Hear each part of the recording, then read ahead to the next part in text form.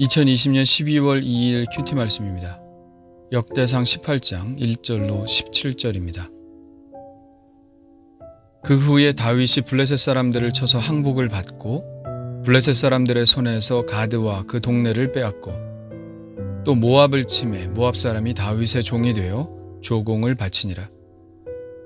소바왕 하닷에셀이 유브라데 강가에서 자기 세력을 펴고자 하매 다윗이 그를 쳐서 하맛까지 이르고 다윗이 그에게서 병거 1000대와 기병 7000명과 보병 20000명을 빼앗고 다윗이 그 병거 100대의 말들만 남기고 그 외의 병거의 말은 다 발의 힘줄을 끊었더니 다메섹 아람 사람이 소바왕 하닷에셀을 도우러 온지라.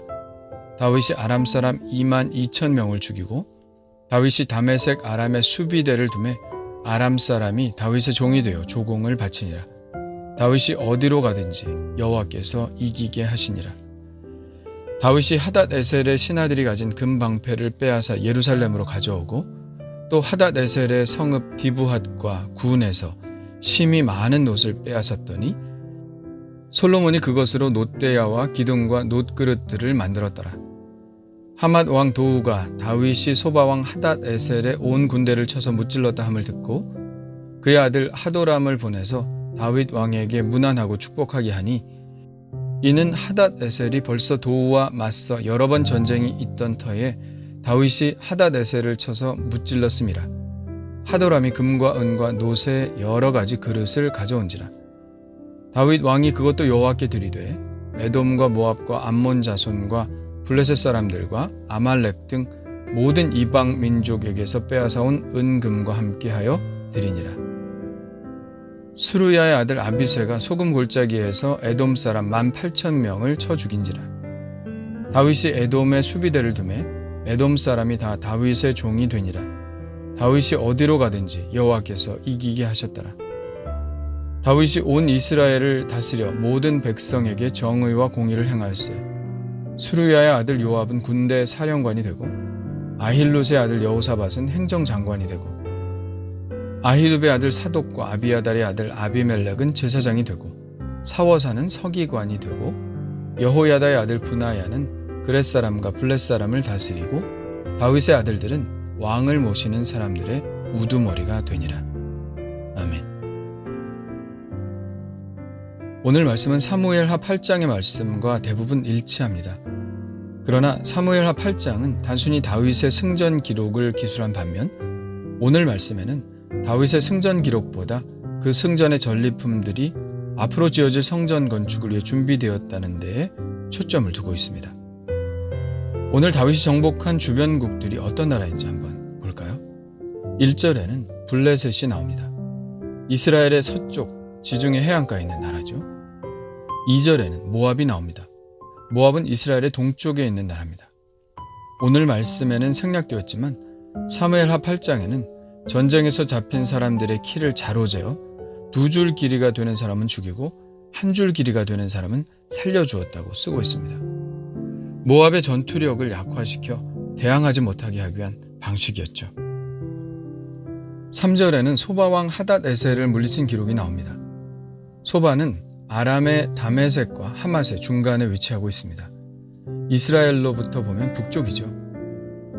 하닷에셀은 그 지역에서 떠오르는 별과 같은 사람이었습니다.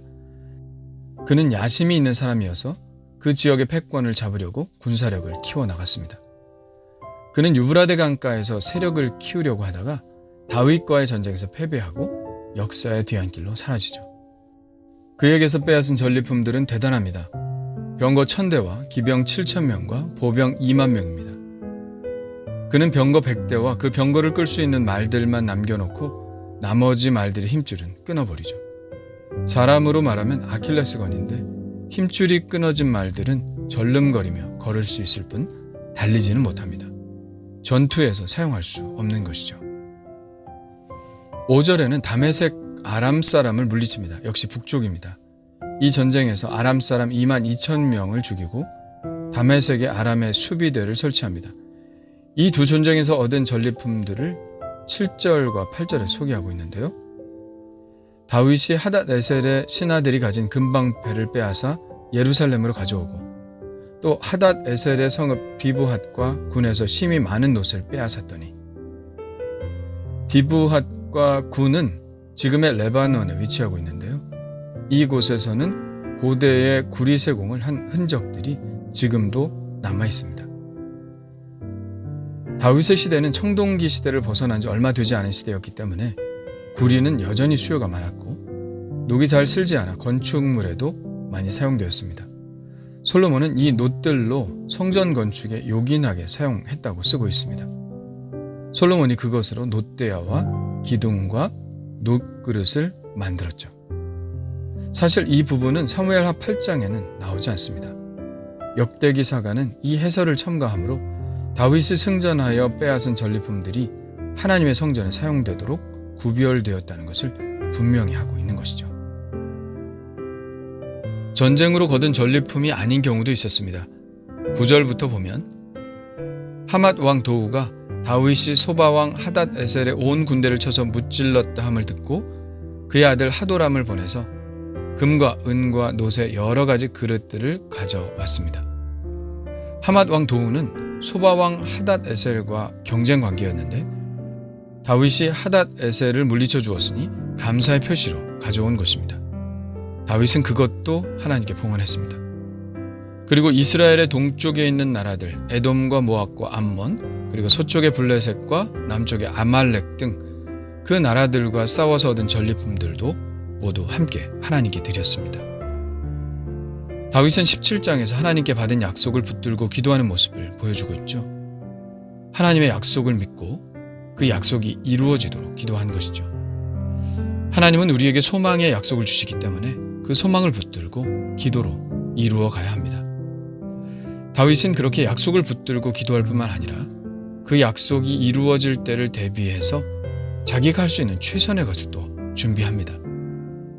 하나님은 다윗의 아들을 통하여 다윗이 못다한 성전 건축의 꿈을 이루어 주시겠다고 말씀하셨죠. 그렇다면 이제 다윗이 할 일이 생긴 것입니다. 성전 건축을 위해 준비하는 것이죠. 다윗은 이 일을 위하여 성전 건축을 위한 재료들을 준비하였는데 그 준비한 양이 엄청나다는 것은 우리가 성경을 읽어가면서 확인할 수 있을 것입니다. 성전 건축이 단지 하나의 왕으로서의 업적에 불과했다면 다윗은 이렇게까지 하지 않았을 것입니다. 다음 왕의 업적이니 다음 왕이 알아서 할 일이라고 생각했을 것입니다. 그러나 다윗은 하나님의 성전을 건축하는 것을 결코 업적으로 여기지 않았습니다. 정말 그는 하나님을 위하여 성전을 건축하고 싶어 했습니다. 그래서 그의 업적이 되고 안 되고 상관없이 그가 할 수 있는 만큼 최선을 다해서 준비한 것이죠. 하나님이 허락하신 만큼 그 끝선까지 최선을 다해서 준비했습니다. 우리는 흔히 교회에서 어떤 일을 맡을 때 나의 이름이 드러나지 않고 그 공로가 인정되지 않으면 비협조적으로 하는 사람들을 봅니다. 나에게 공이 돌아오지 않으면 굳이 최선을 다해서 일을 하지 않습니다. 그러나 과연 그러한 생각이 하나님을 위한 삶을 사는 사람의 생각일까요? 그렇지 않습니다. 나의 명예가 중요한 것이 아니라 나의 업적이 중요한 것이 아니라 하나님께서 영광 받으시는 것이 더 중요합니다. 누가 그 일을 하던 누구의 이름이 기록으로 남던 그것은 중요한 것이 아닙니다. 하나님이 기뻐하시는 일이라면 최선을 다해 그 일을 감당하는 것이 바로 하나님을 사랑하는 사람이 취하는 태도이죠. 솔로몬이 성전을 건축하는데 어떤 어려움이 없도록 다 준비해 놓은 다윗. 우리는 과연 누군가 하나님의 일을 잘 할 수 있도록 그 사람이 어려움 없이 그 일을 잘 감당할 수 있도록 최선을 다해 도와주는 사람인가요? 주님 감사합니다. 다윗이 목숨을 바쳐 싸워서 얻은 전리품들을 하나님께 아낌없이 드린 것을 봅니다. 성전 건축은 자기에게 허락되지 않았어도 이미 그 마음에 자리 잡은 이 소원을 위해 모든 것을 드리는 다윗의 성심을 봅니다. 저도 저의 명예나 유익이나 평판 때문에 일하지 않기 원합니다. 하나님을 사랑하는 마음으로 하기를 원합니다. 누구를 도와줄 수 있다면 최선을 다해 도와주는 사람이 되기를 원합니다. 사람이 알아주어서가 아니라 하나님만이 인정하시는 사람으로 살고 싶습니다. 주님을 사랑하는 마음이 매일 더욱 늘어가게 하옵소서. 예수님의 이름으로 기도합니다. 아멘.